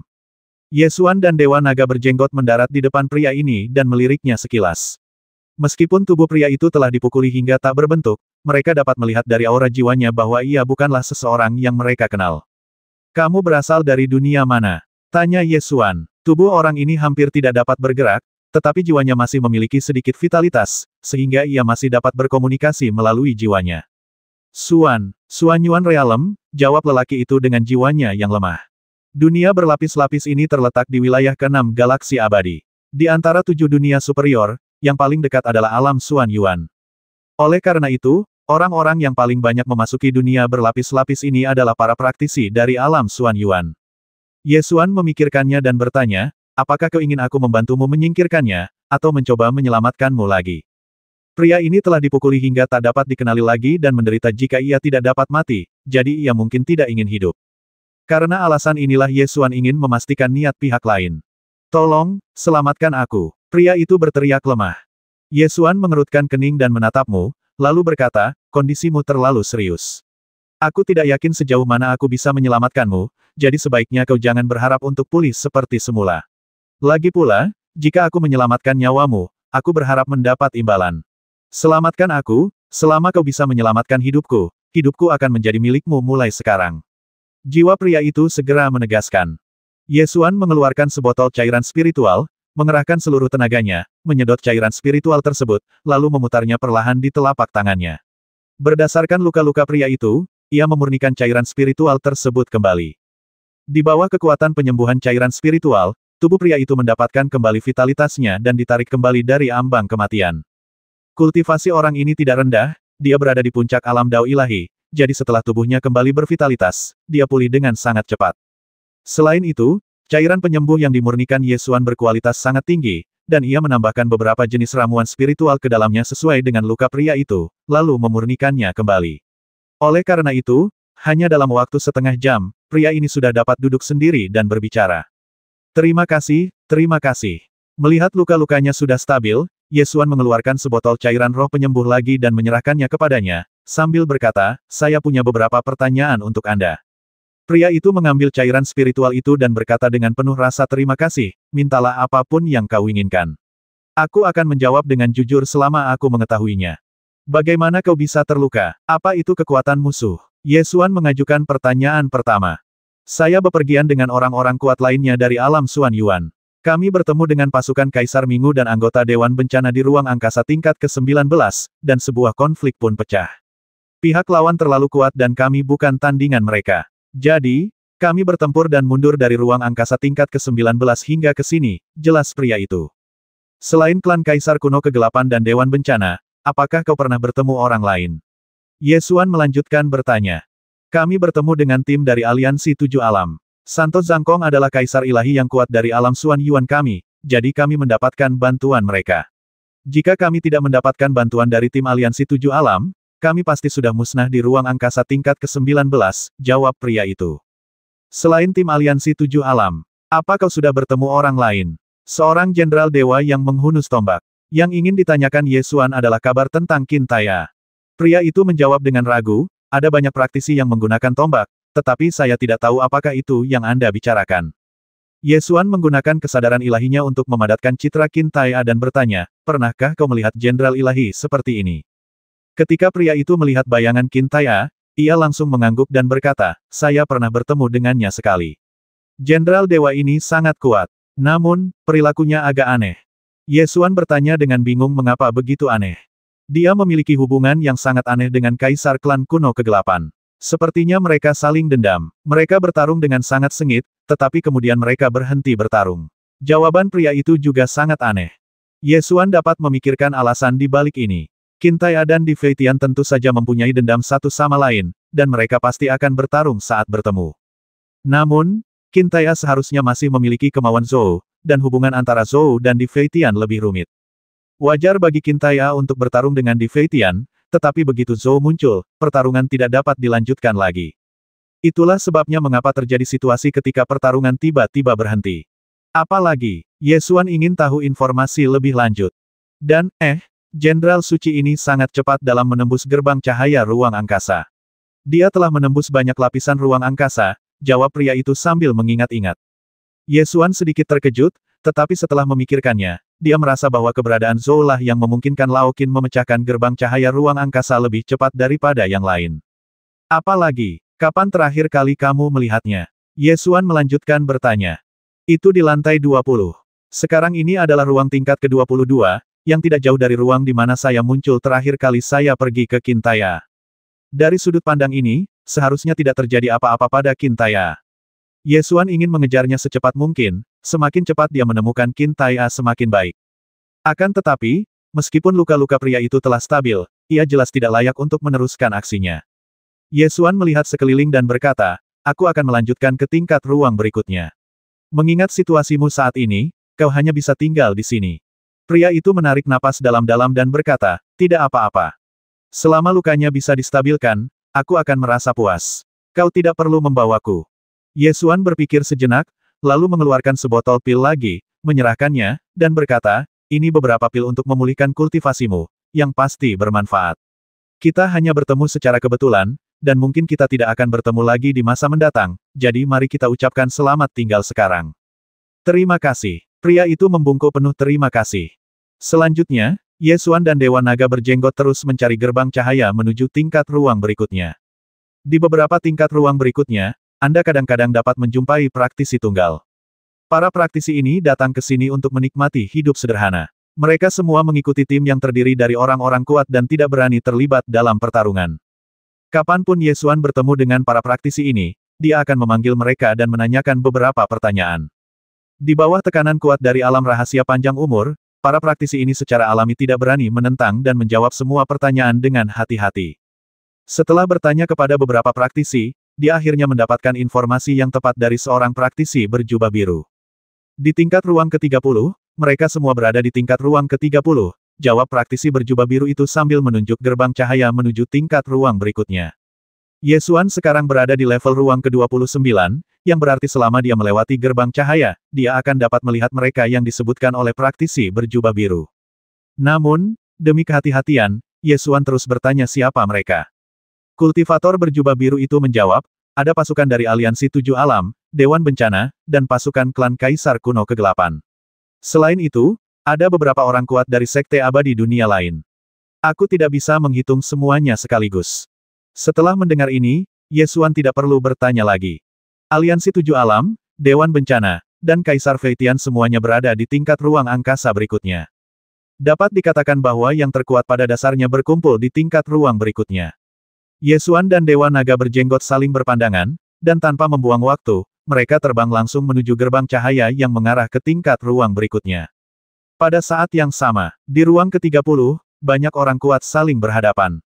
Tingkat ke-30 angkasa adalah suatu ruang hampa, yang di dalamnya terdapat panggung kaisar yang besar dan melayang. Pada saat ini, Aliansi Tujuh Alam, Dewan Bencana, dan makhluk-makhluk kuat dari Sekte Abadi sekuler lainnya saling berhadapan di panggung kaisar surgawi. Aliansi Tujuh Alam dan Dewan Bencana pada dasarnya bermusuhan, dan kedua belah pihak bertekad untuk mendapatkan 4 hukum dasar atau harta karun zaman itu. Oleh karena itu, kontradiksi antara kedua belah pihak tidak dapat didamaikan. Oleh karena itu, orang-orang kuat yang hadir terbagi menjadi dua kubu. Satu adalah kubu yang dipimpin oleh Aliansi Tujuh Alam, dan kubu lainnya adalah kubu yang dipimpin oleh Dewan Bencana. Aliansi Tujuh Alam sebagian besarnya berisi orang-orang kuat dari tujuh dunia atas, serta orang-orang kuat dari sekte abadi dunia lain seperti Kuil Kehancuran Senyap dan Istana Tao Kueyun. Di pihak kubu Dewan Bencana, selain anggota Dewan Bencana, ada juga Di Feitian, serta beberapa kekuatan yang memiliki dendam terhadap Aliansi Tujuh Alam. Secara keseluruhan, kubu Aliansi Tujuh Alam memiliki lebih banyak orang, tetapi itu tidak cukup untuk menghancurkan kubu Dewan Bencana. Satu-satunya isu yang kontroversial adalah posisi Di Feitian. Santo Zhangkong berteriak dengan marah, "Kaisar Feitian, apa maksudmu? Apakah kau akan bergabung dengan Dewan Bencana dan menjadi musuh Aliansi Tujuh Alam?" Di Feitian adalah leluhur klan Kekaisaran Ming kuno. Ia memiliki ordo surgawi dan merupakan dunia semi-superior yang diakui oleh Aliansi Tujuh Alam. Dari sudut pandang ini, Di Feitian seharusnya berada di kubu Aliansi Tujuh Alam, tetapi sekarang Di Feitian berada di kubu Dewan Bencana. Menghadapi pertanyaan Santo Zhangkong, Kaisar Feitian tetap tenang, mengangkat tangannya dan menunjuk seseorang, mendengus, lalu berkata, "Targetku hanya dia. Jika Aliansi Tujuh Alam membantuku mengalahkannya, aku akan berdiri di sampingnya." Bagaimana? Semua orang melihat ke arah jarinya dan melihat bahwa dia menunjuk ke arah Jenderal Dewa dari alam Jiushu. Qin Taiya sebenarnya tidak berada di kubu Aliansi Tujuh Alam, melainkan di pihak yang berseberangan. Namun, karena ia selalu berkonflik dengan Di Feitian, ia lebih condong ke kubu Aliansi Tujuh Alam. Saint Zhangkong berkata dengan suara berat, "Ini urusanmu dan alam Jiushu. Aliansi Tujuh Alam tidak akan ikut campur. Karena kau tidak mau ikut campur, jangan ganggu urusanku. Tunggu sampai aku membereskan semut-semut di alam Jiushu, baru putuskan hal lain." Di Feitian mendengus dingin. Orang-orang kuat dari tim Aliansi Tujuh Alam tidak memiliki persahabatan dengan Qin Taiya, jadi tentu saja mereka tidak akan mengambil inisiatif untuk membantu. Namun, situasinya berbeda untuk Dewan Bencana. Ketika Qin Taiya dari Kaisar Dinasti Feitian berkumpul, Li Yuan, Bai Mujun dan anggota Dewan Bencana lainnya juga berkumpul. Dao Zun Kueyun dan Ye Xuan memiliki persahabatan. Ketika ia melihat Di Feitian akan bergabung dengan Dewan Bencana untuk menghadapi Qin Taiya, ia mengerutkan kening dan berteriak, "Apa yang akan kau lakukan? Di Feitian, apakah kau akan bergabung dengan Dewan Bencana?" Di Feitian mencibir dan berkata, "Ini tidak ada hubungannya denganku." Li Yuan berkata sambil tersenyum bercanda, "Ngomong-ngomong, Dewan Bencanaku dan 9 provinsi punya dendam. Ye Xuan membasmi 2 anggota kami. Kita sedang berurusan dengan masalah pribadi. Apakah Aliansi Tujuh Alam berencana untuk campur tangan sebelum melihat harta karun zaman?" Aliansi Tujuh Alam memang bermusuhan dengan Dewan Bencana, tetapi tidak sampai pada taraf bertarung sampai mati begitu mereka bertemu. Terlebih lagi, kita belum melihat harta karun bersejarah tersebut, jadi belum saatnya untuk menentukan pemenangnya. Kalau dilihat dari sudut kepentingan, yang terpenting sekarang adalah mempertahankan kekuatan kita. Oleh karena itu, anggota Aliansi Tujuh Alam tidak ingin terlibat dalam pertempuran ini. Taois Kueyun menatap Santo Zhangkong dan bertanya dengan suara berat, "Dewan Bencana ingin bertindak. Apakah Aliansi Tujuh Alam tidak akan peduli?" Saint Zhangkong belum membuat keputusan. Santo Sembilan Bayi berbicara lebih dulu, "Kenapa aku harus peduli? Ini dendam pribadi antara Dewan Bencana dan 9 provinsi. Sejak kapan Aliansi Tujuh Alam peduli dengan dendam pribadi orang lain?" Master Tao Keiyun tampak serius. Ia ingin mengambil alih, tetapi ia tidak punya kemampuan. Yang terbaik yang bisa ia lakukan adalah menghadapi lawan setingkat Kaisar Dewa, tetapi dengan Di Feitian dan anggota Dewan Bencana, total ada 5 pembangkit tenaga listrik setingkat Kaisar Dewa. Ia tidak bisa menghadapi mereka sendirian, bahkan jika ia mau. Pada awalnya, para anggota Aliansi Tujuh Alam tidak yakin apakah mereka harus ikut campur dalam masalah ini, tetapi setelah Santo Sembilan Bayi berbicara, kebanyakan orang merasa bahwa mereka tidak boleh ikut campur. Melihat Aliansi Tujuh Alam tidak campur tangan, Di Feitian menunjukkan ekspresi puas di wajahnya, dan bersama dengan 4 anggota Dewan Bencana, mengepung Qin Taiya. Qin Taiya menatap Di Feitian dengan ekspresi tegas dan sorot mata tajam bak pedang. Ia mengerahkan seluruh tenaganya dengan telapak tangan dan menggenggam erat tombak Haori di tangannya. Menghadapi Di Feitian dan Dewan Bencana, total 5 pria kuat setingkat Kaisar Dewa. Qin Taiya tahu dengan jelas bahwa dia tidak mempunyai peluang menang melawan 5 orang sendirian. Di Feitian tertawa terbahak-bahak dan berkata, "Qin Taiya, kau sudah melompat-lompat begitu lama, sudah waktunya untuk mengakhirinya. Ye Xuan telah mati di ruang angkasa tingkat ketiga. Aku akan membasmimu dan kemudian menghancurkan 9 provinsi setelah aku keluar. Semuanya akan kembali seperti semula." Saat mereka berbicara, Di Feitian, Li Yuan dan yang lainnya mendekat. Qin Tai'e menyipitkan matanya sedikit, dan di bawah tekanan kuat dari 5 kaisar dewa, dia perlahan mundur tanpa sadar. Dao Zun Kueyun melihat ini dan dengan marah bertanya kepada Sein Zun Zhangkong apakah kita akan membiarkan Dewan Bencana menjadi liar di sini. Saat ini, tim aliansi 7 alam dipimpin oleh Sein Zhangkong. Santo Zhangkong sedikit ragu-ragu, berpikir bahwa Dewan Bencana tidak boleh dibiarkan merajalela, tetapi dia belum melihat harta karun zaman itu, jadi belum saatnya memperjuangkan hidupnya, dan dia perlu menghemat tenaganya. Tepat ketika Santo Zhangkong ragu-ragu untuk bertindak, Santo Sembilan Bayi mendengus dingin, Taois Kueyun, ini dendam pribadi yang disebabkan oleh 9 provinsi. Ini karma mereka dan tidak ada hubungannya dengan kami. Jika kau ingin membantu sebanyak itu, lakukan saja sendiri dan jangan menyeret kami. Dari sudut pandang kepentingan, pilihan terbaik adalah membiarkan orang lain menderita kerugian sementara Anda menjaga kekuatan dan menunggu munculnya harta karun yang membuat zaman. Oleh karena itu, sebagian besar orang di tim aliansi 7 alam tidak ingin terlibat dalam pertempuran ini. Ditambah lagi dengan sikap keras dari 9 bayi suci, mereka punya lebih banyak alasan untuk berdiam diri saja. Master Tao Keiyun agak tak berdaya. Ia memang ingin membantu, tetapi ia tidak siap mempertaruhkan nyawanya demi seorang jenderal dewa dari alam Jiushu. Di Feitian perlahan menghunus pedang Zhou Guang, lalu mendekati Qin Tai'e selangkah demi selangkah, sambil tertawa terbahak-bahak kali ini, mari kita lihat bagaimana kau masih bisa berjuang. Terima saja kematianmu dengan tenang. Jika aliansi 7 alam tidak bertindak, kematianmu akan datang. Ketika para panglima perang lain yang hadir melihat pemandangan ini, mereka semua merasa kasihan pada Qin Tai'e. Ia harus menghadapi pengepungan 5 panglima perang setingkat kaisar dewa. Tidak ada kemungkinan untuk bertahan hidup sama sekali. Tepat ketika semua orang mengira Qin Tai'e akan mati di sini. Tepat ketika tawa di Feitian menjadi semakin liar. Tiba-tiba terjadi fluktuasi angkasa di angkasa. Seekor Raja Naga berbulu singa terbang keluar dari kehampaan. Ia membubung tinggi di angkasa dan meraung ke angkasa. Suaranya menggetarkan 9 langit. Ada seseorang yang berdiri di atas kepala naga itu, dan dia adalah Ye Xuan. Ye Xuan menatap di Feitian dan berkata dengan keras di Feitian, kematianmu akan datang. Apa? Di Feitian tiba-tiba mendongak, menunjukkan ekspresi terkejut, mengerutkan kening dan berkata dengan bingung kamu belum mati. Kau tidak benar-benar berpikir bahwa 2 bidang tanah yang saling berdekatan di ruang ketiga bisa menghancurkanku sampai mati.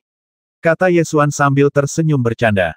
Mengaum, Dewa Naga berjanggut mengeluarkan raungan naga, dan raungan itu menyebar seperti gelombang suara. Orang-orang kuat yang hadir, baik dari aliansi 7 alam maupun Dewan Bencana, semuanya sangat terkejut. Para anggota aliansi 7 alam mengetahui dengan jelas bahwa Dewa Naga berjenggot dan Ye Xuan telah ditekan di ruang angkasa tingkat ketiga, dan 10 tahun telah berlalu. Mereka semua mengira bahwa Dewa Naga berjenggot dan Ye Xuan telah mati di alam semesta tingkat ketiga, tetapi mereka tidak menyangka keduanya akan muncul lagi. Setelah Dewa Naga berjanggut meraung, ia dengan marah berkata kepada Santo Zhangkong dan anggota aliansi 7 alam lainnya apa yang kalian lakukan. Membiarkan Dewan Bencana, sekelompok pengecut yang menyembunyikan kepala dan memperlihatkan ekornya, mengamuk di sini. Dalam aliansi 7 alam, tidak ada pemimpin dalam arti sebenarnya. Namun, Dewa Naga berjenggot dihormati oleh makhluk kuat lainnya di aliansi 7 alam, jadi seringkali, Dewa Naga berjenggotlah yang memegang keputusan akhir di aliansi 7 alam. Ketika Dewa Naga berjenggot tidak ada, semua orang pada dasarnya mendengarkan Santo Zhangkong. Kini Dewa Naga berjenggot telah kembali dan menanyai Santo Zhangkong. Sein Zhangkong agak tidak senang dan berargumen, ini adalah dendam pribadi antara Dewan Bencana dan alam 9 provinsi, dan tidak ada hubungannya dengan aliansi 7 alam kita. Aliansi 7 alam dan Dewan Bencana pada dasarnya bermusuhan. Mereka akan langsung berkelahi begitu bertemu. Apa kita perlu peduli apakah itu dendam pribadi atau publik? Teriak Dewa Naga berjenggot dengan marah. Sein Lady 9 Bayi membantah, Dewa Naga salah mengatakan itu. Aliansi 7 alam datang ke sini dengan sebuah misi, bukan untuk menjadi preman bagi dunia bawah. Meskipun Dewa Naga berjenggot menunjukkan kesediaannya untuk membantu Ye Xuan, sebagian besar orang kuat di tim aliansi 7 alam tidak mau terlibat dalam masalah ini. Melihat aliansi 7 alam tidak turun tangan, Kaisar Feitian tertawa terbahak-bahak dan berkata, Dewa Naga berjenggot, sekarang ini adalah perseteruan pribadi antara 5 kaisar Dewa Agung kita dan 9 provinsi. Hari ini, kedua manusia dari 9 provinsi ini ditakdirkan untuk mati. Jika kau tidak ingin menderita bersama mereka, minggir saja dan saksikan. Kalau tidak, hehe. Dewa Naga berjanggut murka dan berteriak, Kaisar Feitian, beraninya kau begitu sombong. Ini pengingat yang baik untukmu, kata di Feitian dengan arogan. Kalau begitu aku harus mengurus masalah ini. Kata Dewa Naga berjanggut dengan marah. Ini perang antara alam Minguku dan alam Zeushu. Sebagai anggota aliansi 7 alam, apa kau ingin menghancurkan aturan yang ditetapkan oleh aliansi 7 alam? Di Fei Tian mencibir dan mulai memanfaatkan aturan yang ditetapkan oleh aliansi 7 alam. Dewa Naga berjenggot memiliki status yang relatif tinggi di aliansi 7 alam. Jika dia memimpin dalam menghancurkan aturan yang ditetapkan oleh aliansi 7 alam, hal itu akan menyebabkan kekacauan di aliansi 7 alam. Oleh karena itu, melanggar aturan aliansi 7 alam merupakan rintangan besar bagi Dewa Naga berjenggot. Dewa Naga berjanggut hendak mengaum. Ye Xuan melangkah maju saat ini dan berkata dengan suara yang dalam mereka hanya ikan kecil, Dewa Naga tidak perlu bertindak. Ketika semua orang mendengar ini, mereka semua tampak tertegun dan melemparkan pandangan ragu. Ye Xuan berdiri dengan gagah di langit, tatapan dinginnya menyapu Di Fei Tian dan keempat anggota Dewan Bencana, lalu bertanya dengan santai mengapa hanya ada 4 orang di Dewan Bencana. Di mana Dewa Yi? Saya telah mencari dan melacaknya di berbagai tingkat ruang angkasa sampai ke sini. Selama waktu ini, saya telah bertemu beberapa praktisi, tetapi saya belum melihat penguasa alam ilahi. Nah, ini dia kita. Aliansi 7 alam, Dewan Bencana, klan Kaisar Kegelapan kuno, hampir semua orang kuat ada di sini, tetapi satu-satunya yang hilang adalah penguasa alam ilahi. Situasi ini agak aneh. Li Yuan menunjukkan senyum sinis dan berkata, ingin tahu di mana pengkhianat Yi Shen. Ye Xuan samar-samar mendengar nada dingin dalam nada bicaranya dan langsung merasa ada sesuatu yang salah. Li Yuan mengangkat tangannya dan melepaskan panggung eksekusi perunggu yang indah dan elegan, ditutupi dengan pilar perunggu. Tiang perunggu itu berongga, dengan api keluar dari dalamnya. Beginilah yang terjadi pada pengkhianat. Li Yuan mengangkat tangannya sambil berbicara, dan pilar perunggu itu pun berdiri tegak, memperlihatkan pemandangan di dalamnya. Di dalam pilar perunggu itu, ada lebih dari 10 rantai besi yang mengikat seseorang, seseorang yang terbakar api, dan seseorang yang kehilangan anggota tubuhnya. Ah! Pria itu berteriak tanpa rasa takut. Li Yuan, lebih baik kau jangan biarkan aku lolos, kalau tidak aku akan membalasmu 100 kali lipat atas penderitaan yang telah kutanggung selama 10 tahun terakhir. Pengkhianat tidak berhak bicara denganku. Li Yuan mendengus dingin. Semua orang kuat yang hadir merasa ngeri ketika melihat manusia Nangui di panggung eksekusi perunggu. Lelaki yang terpotong tangan dan kakinya tak lain adalah penguasa alam ilahi. Bukan saja penguasa alam ilahi yang tangan dan kakinya dipotong, jiwanya juga dibakar oleh api, dan dilihat dari situasinya, ia pasti telah disiksa selama 10 tahun penuh. Ketika semua orang melihat pemandangan ini, mereka semua terkesiap. Ye Xuan juga terkejut. Ia tidak menyangka bahwa penguasa alam Dewa Yi akan dipotong tangan dan kakinya oleh Dewan Bencana dan diubah menjadi manusia Nangui. Dan dilihat dari kondisinya, ia jelas telah dikurung di perancah perunggu dan disiksa selama 10 tahun. Dengan perhitungan ini, ketika Tuan Yi dari alam ilahi membantunya memecahkan penghalang prisma segitiga 10 tahun yang lalu, dia ditangkap oleh Li Yuan dan diubah menjadi manusia Nangui. Ye Xuan agak tersentuh, dan kemarahan di matanya meledak. Li Yuan tertawa terbahak-bahak dan berkata, beginilah nasib mereka yang mengkhianati Dewan Bencana. Begitu pula nasib mereka yang berani menjadi musuh Dewan Bencana. Kaulah yang akan menjadi korban berikutnya. Pada saat ini, Ye Xuan merasa sedikit bersalah. Aku tak dapat berhenti berpikir tentang saat aku terjebak oleh penghalang prisma segitiga Dewan Bencana. Tuan Yi pernah bertanya apakah kau percaya padaku. Jawaban Ye Xuan saat itu adalah saya ingin mempercayainya, tetapi saya tidak berani mempercayainya. Jawaban ini sebenarnya penuh keraguan. Setelah melihat apa yang terjadi pada Tuan Yi dari alam ilahi, amarah di hati Ye Xuan membara seperti api. Ye Xuan menatap penguasa alam Yi Shen dengan mata membara, lalu berkata dengan suara berat, Saudara Yi Shen, aku dengan tulus memanggilmu saudara. 10 tahun yang lalu, kau bertanya apakah aku percaya padamu. Jika aku bisa mengulanginya, aku akan menjawabmu aku percaya padamu. Aku akan membantumu menebus penderitaan yang telah kau tanggung 100 kali lipat. Sambil berbicara, Ye Xuan perlahan mengangkat tangannya, membuka domain pedang tak terlihat, melompat turun dari langit, dan mendarat di tanah dengan suara bang yang keras. Bersamaan dengan suara keras ini, domain pedang tak terlihat itu tiba-tiba meluas dan menyelimuti seluruh dunia. Para prajurit tangguh dari aliansi 7 alam dan para praktisi dari kekuatan lain yang hadir merasakan kengerian domain pedang tak terlihat. Mata mereka langsung terbelalak dan mereka dengan cepat menggunakan berbagai cara untuk mundur agar terhindar dari jangkauan domain pedang tak terlihat. Dalam sekejap mata, dalam radius 100 mil, selain Ye Xuan, Qin Tai'a dan Dewa Naga berjenggot, hanya tersisa Di Fei Tian dan 4 orang Dewan Bencana. Saat pedang tak kasat mata itu muncul, ujungnya yang mengerikan yang dapat membasmi jiwa membuat semua orang yang hadir terkejut dan gemetar ketakutan. Itu, domain pedang. Domain pedang muncul lagi. Seseorang dari tim aliansi 7 alam tiba-tiba berseru. Ini benar-benar domain pedang. Kenapa makhluk menyeramkan ini muncul lagi? Orang ini jelas belum mencapai tingkat kultivasi ini terakhir kali aku melihatnya. Bagaimana mungkin dia bisa menguasai domain pedang dalam waktu sesingkat itu? Orang lain menghela napas berat, jelas telah menyaksikan kekuatan domain pedang. Ye Xuan pernah meminjam alam abadi domain pedang dari Kaisar Dewa King Qiao. Kekuatannya sudah cukup mengerikan untuk menghancurkan dunia, dan alam abadi domain pedang itu bukan milik Ye Xuan sendiri. Sekarang, Ye Xuan telah menguasai penampilan domain pedang. Setelah domain pedang dibuka, kekuatan yang dapat dilepaskannya tak terhitung kali lipat lebih besar daripada kekuatan domain pedang King Qiao. Inilah alam kendo tertinggi, puncak kendo, dengan ketajaman tak tertandingi oleh siapapun. Di dalam kehampaan, domain pedang hanya muncul beberapa kali, tetapi setiap kali Kaisar domain pedang lahir, keberadaannya menggemparkan bumi. Saint Zhangkong tak kuasa menahan napas. Ini adalah domain pedang tak kasat mata. Dia bisa dengan mudah membuka domain pedang tak kasat mata. Kekuatan pedang orang ini jelas tak tertandingi di dunia. Awalnya aku benar-benar tak menyangka, dan terakhir kali aku melihatnya, dia jelas belum memahami domain pedang. Sudah berapa lama? Dewa Naga Berjenggot merasakan tekanan alam pedang untuk kedua kalinya. Ia menyadari keterkejutan semua orang dan tertawa dengan suara parau, hanya butuh 10 tahun bersamaku. Aku mengajarinya secara pribadi, dan hanya butuh 10 tahun baginya untuk memahami alam pedang. Bersiaplah untuk gemetar. Penguasa alam ilahi Yi terbakar oleh api perancah perunggu, menahan rasa sakit yang luar biasa, tetapi dia tertawa terbahak-bahak dan berkata, Li Yuan, sudah kubilang, aku tidak pernah salah dalam menilai orang.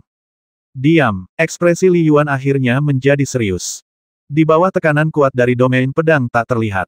Li Yuan, Di Feitian dan lainnya merasakan ancaman besar. Akan tetapi, bagaimanapun juga, mereka memiliki kehadiran 5 kaisar dewa yang kuat, jadi meskipun mereka merasakan sisi mengerikan dari domain pedang tak kasat mata, mereka tidak benar-benar takut. Li Yuan menyipitkan mata dan mendengus dingin, memangnya kenapa kalau ada domain pedang?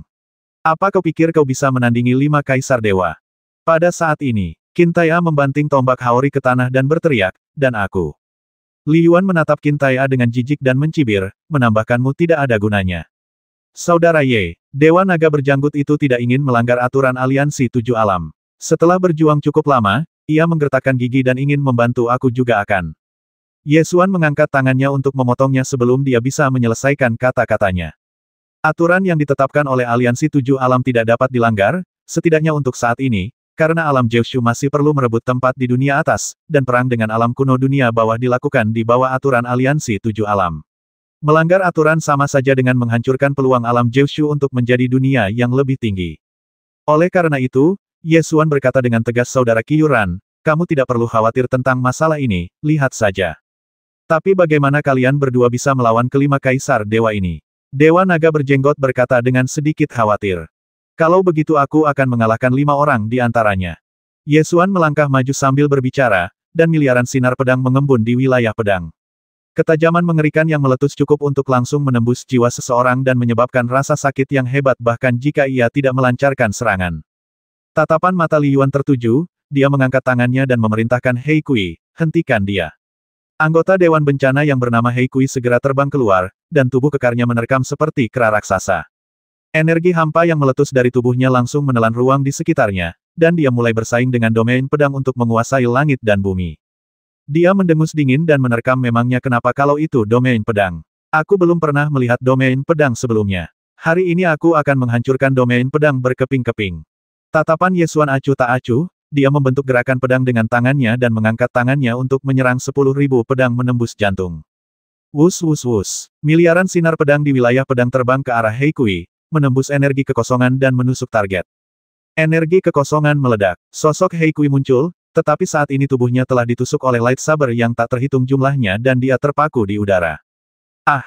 Hei Kui meraung dan meronta, namun di bawah tekanan wilayah pedang, tidak peduli seberapa keras dia meronta, itu tidak ada gunanya.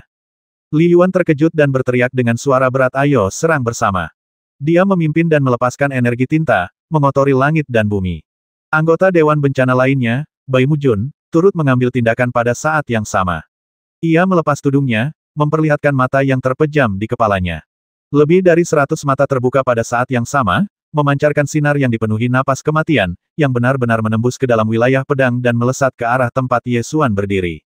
Kaisar Feitian juga menyerang pada saat yang sama, obelis dan pedang cahaya kosmik muncul bersamaan, dan kedua prajurit kekaisaran menekan Ye Xuan.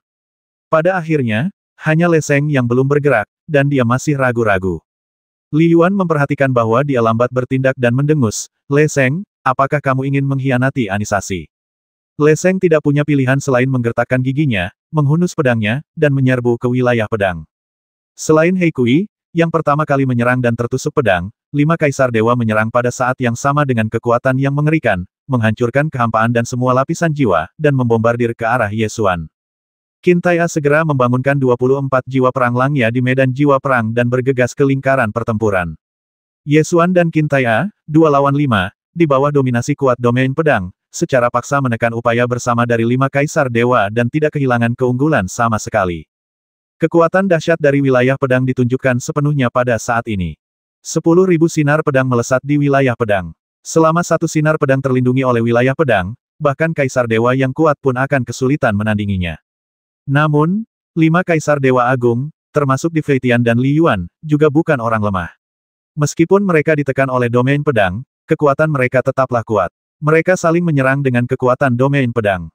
Kekuatan dahsyat melanda, kekuatan untuk menghancurkan dunia, menghancurkan seluruh ruang dalam radius 100 mil. Untuk sementara, kedua belah pihak bertarung begitu keras sehingga mustahil untuk menentukan pemenangnya dalam waktu singkat. Meski demikian, kedua kubu bertarung hingga berakhir imbang.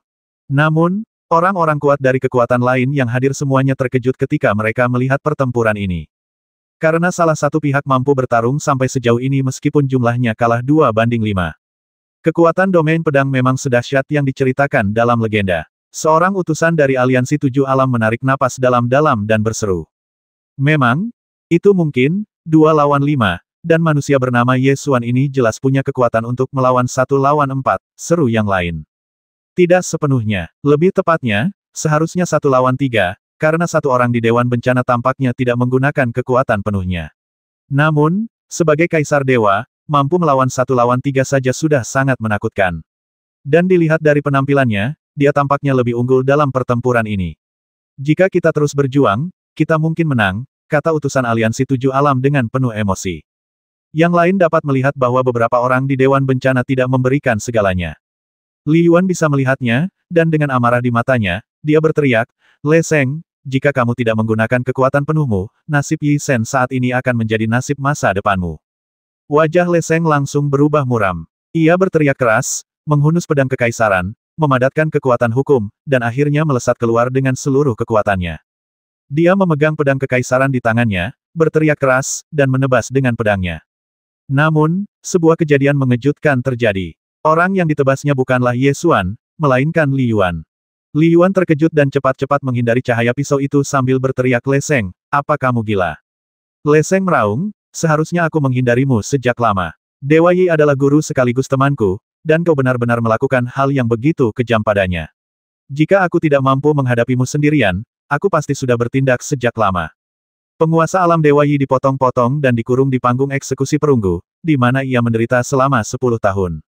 Ketika Le Sheng pertama kali bergabung dengan Dewan Bencana, ia diundang oleh penguasa alam Dewa Yi, dan keduanya adalah guru sekaligus sahabat. Di Dewan Bencana, mereka dianggap sebagai sahabat karib. Ketika penguasa alam ilahi Yi dijatuhi hukuman dengan berubah menjadi manusia Nangui, Le Sheng sangat marah, tetapi ia sendiri tidak dapat menghentikan apapun. Maka ia pun bertahan, dan ketahanan ini berlangsung selama 10 tahun. Awalnya ia berpikir akan sulit menemukan kesempatan untuk bertindak, tetapi ia hanya ingin menyelamatkan penguasa alam Dewa Yi ketika Li Yuan lengah, lalu melarikan diri dari ruang berlapis-lapis ini bersama-sama.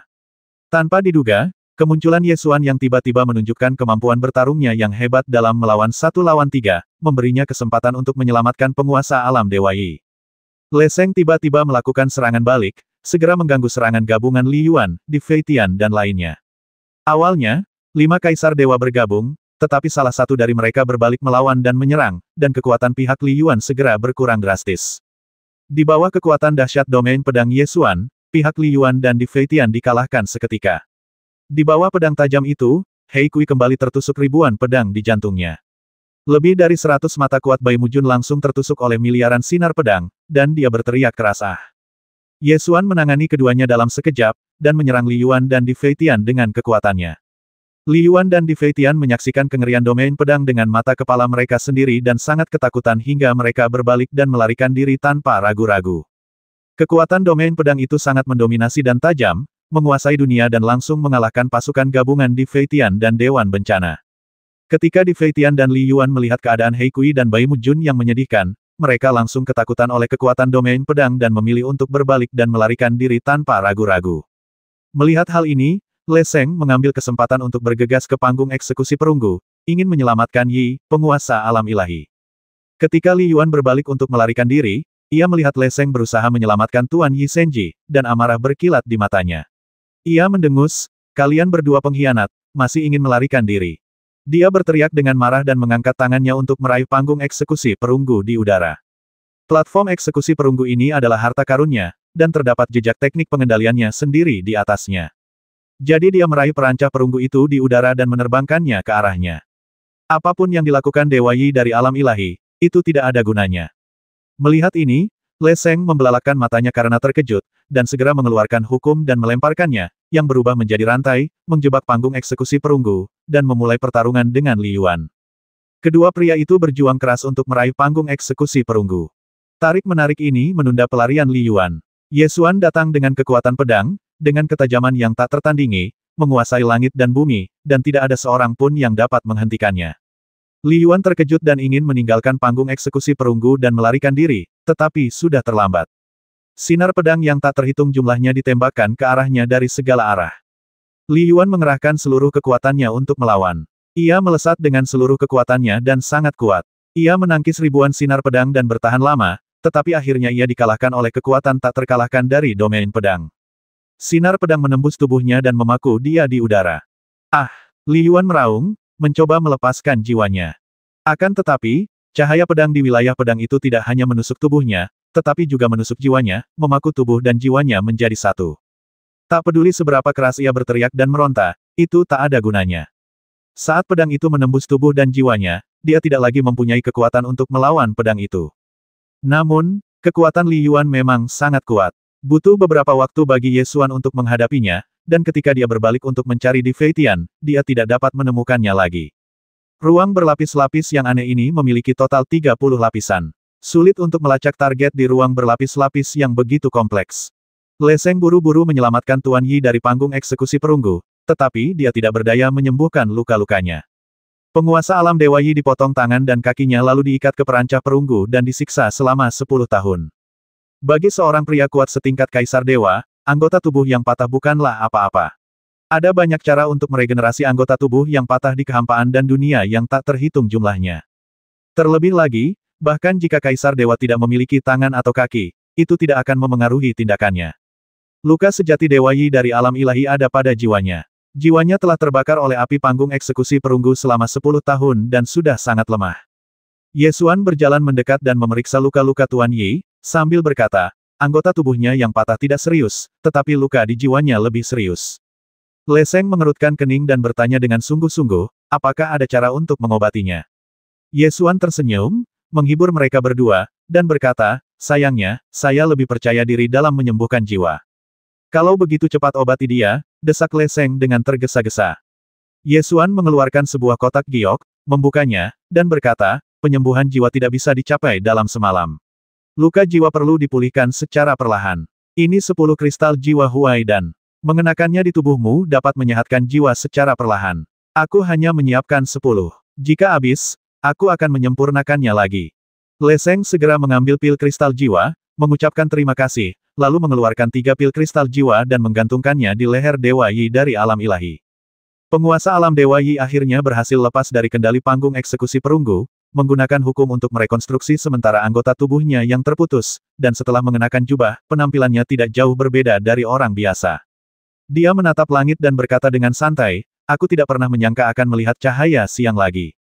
Le Seng tampak agak sedih, lalu berkata, seharusnya aku menyelamatkanmu lebih awal, seperti kau menyelamatkanku dari Rerun Dewa tahun itu.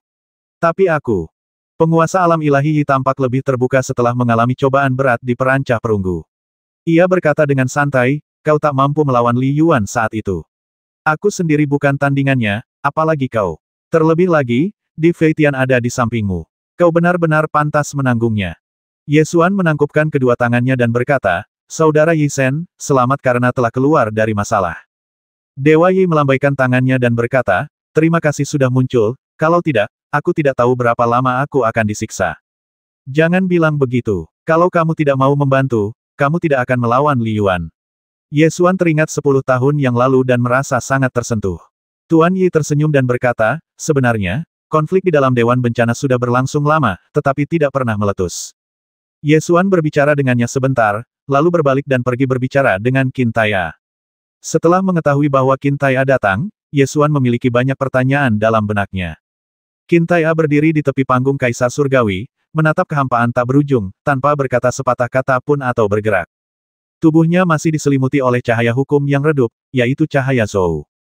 Ye Xuan berjalan di belakangnya dan memiliki banyak pertanyaan untuk ditanyakan, tetapi ketika dia benar-benar berjalan di belakangnya, dia tiba-tiba tidak tahu harus mulai dari mana. Setelah beberapa saat, Ye Xuan berjalan ke arahnya, berdiri berdampingan dengannya, menatap kehampaan tak berujung, dan bertanya kapan kamu masuk. Lebih awal darimu. Qin Taiya meletakkan tangannya di belakang punggung dan menatap langit. Di bawah kehampaan yang luas ini, ia tiba-tiba merasakan keluasan. Ye Xuan tertegun, sedikit terkejut dengan jawaban ini kamu datang lebih awal dariku. Tanpa menunggu jawaban Qin Taiya, Ye Xuan sudah memikirkan sesuatu dan bertanya dengan heran mungkinkah munculnya ruang berlapis-lapis ini ada hubungannya denganmu. Qin Taiya menoleh dan berkata sambil tersenyum kamu seharusnya bisa menebak mengapa aku ada di sini. Ye Xuan memang memikirkan banyak poin penting pada saat ini. Alasan mengapa saya tidak memikirkannya sebelumnya adalah karena saya tidak tahu bahwa Qin Taiya datang lebih awal dari saya. Sekarang kita tahu, yang berarti Qin Taiya kemungkinan besar datang sesuai perintah Zhou. Zhou mengambil alih tubuhnya dan melepaskan sinar kemauan ini, yang pasti untuk melakukan sesuatu. Karena Qin Taiya datang lebih awal dariku, dia tidak datang untuk menemuiku. Kalau begitu, dia hanya bisa datang untuk melakukan sesuatu bagi Zhou. Aku tidak bisa memberitahumu, kan? Ye Xuan tidak yakin apakah dia bisa memberitahunya tentang apa yang ingin dilakukan Zhou. Qin Taiya tersenyum dan berkata, memang benar aku tidak bisa mengatakannya sebelumnya, tapi tidak masalah jika aku mengatakannya sekarang. Mengapa? Karena Zhou sudah sepenuhnya menyerah pada Di Feitian, jawab Qin Taiya. Ini tidak sulit untuk dipahami. Di masa lalu, Zhou memiliki kesepakatan dengan Di Feitian, dan menghabiskan ratusan ribu tahun waktu dengan harapan Di Feitian dapat pergi ke wilayah bintang gelap untuk membasmi Ming. Namun kini, Di Feitian telah dikalahkan oleh Ye Xuan. Ye Xuan juga mencapai kesepakatan yang sama dengan Zhou. Wajar saja jika seseorang yang tidak menepati janjinya selama ratusan ribu tahun dan dipukuli sampai mati di pantai oleh ombak berikutnya dalam waktu hanya 10 tahun, ditinggalkan. 1800.